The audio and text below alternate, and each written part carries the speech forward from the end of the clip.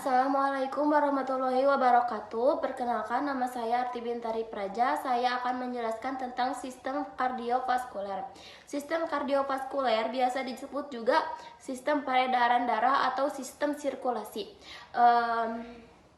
Sistem organ ini berfungsi memindahkan zat dan nutrisi ke dalam dari sel. Sistem ini juga membantu sirkulasi tubuh dan membantu menyeimbangkan pH tubuh. Mohon maaf, tadi bukan sirkulasi tubuh, tapi stabilisasi tubuh.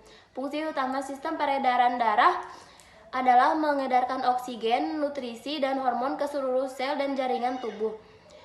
Selain itu, sistem peredaran darah manusia berfungsi untuk mengalirkan sisa proses metabolisme berupa karbon dioksida untuk dikeluarkan melalui paru-paru dan menjaga suhu tubuh tetap stabil. Antara lain ini adalah contoh sistem peredaran darah manusia, yaitu jantung. Jantung merupakan satu organ vital dalam tubuh manusia, dan yang kedua adalah pembuluh darah.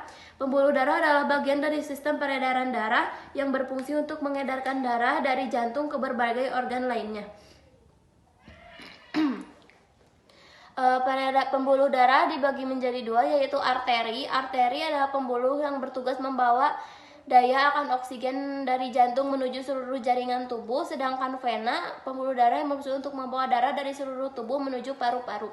Sekian dari saya. Wassalamualaikum warahmatullahi wabarakatuh. Sistem kardiovaskuler. Sistem kardiovaskuler merupakan organ sirkulasi darah yang terdiri dari jantung, komponen darah, dan pembuluh darah yang berfungsi memberikan dan mengalirkan suplai oksigen dan nutrisi ke seluruh jaringan tubuh yang diperlukan dalam proses metabolisme tubuh. Selanjutnya ada penyakit kardiovaskular dalam kehamilan. Kardiomiopati peripartum adalah penyakit langka yang dapat terjadi pada wanita hamil.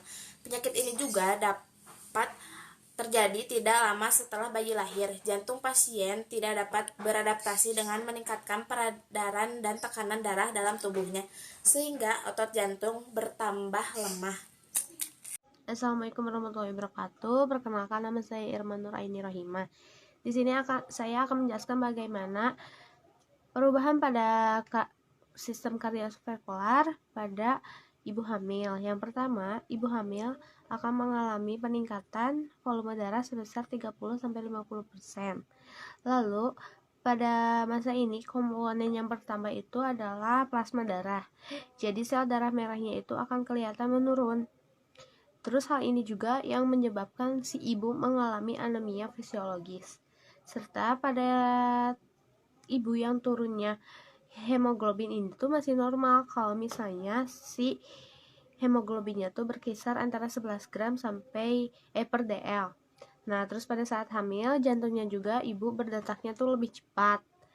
Nah, karena si percepatan ini tuh akan lebih cepat kalau misalnya si ibu sudah memasuki trimester yang ketiga pada kehamilan. Terus tekanan darah ibu hamil juga akan lebih rendah karena si tekanan ini tuh akan rendah karena untuk meningkatkan aliran darah ke si janin bayinya.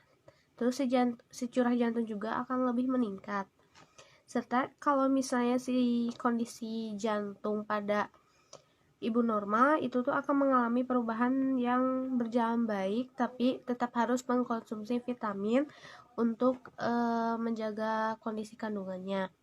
Serta kalau misalnya ibu yang normal tetap harus sering-sering ke posyandu untuk mengontrol bagaimana keadaan janinnya. Tapi kalau misalnya si ibu memiliki riwayat penyakit jantung, ini akan lebih beresiko karena mungkin akan ada komplikasi pada saat kehamilan. Selama proses kehamilan ini tuh bisa jadi akan mengalami yang namanya bayi prematur atau yang bayi lahir sebelum waktunya.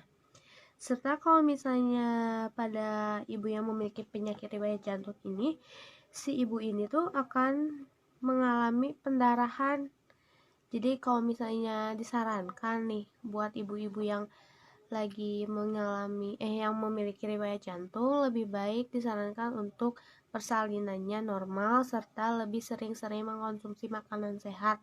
Apalagi ke semua ibu sih, jangan ibu yang memiliki riwayat jantung aja, tapi semua ibu yang hamil harus banget buat konsumsi makanan yang sehat, karena kondisi bayi itu ditentukan oleh apa yang dimakan oleh si ibu serta kegiatan apa saja yang akan dilakukan oleh si ibu.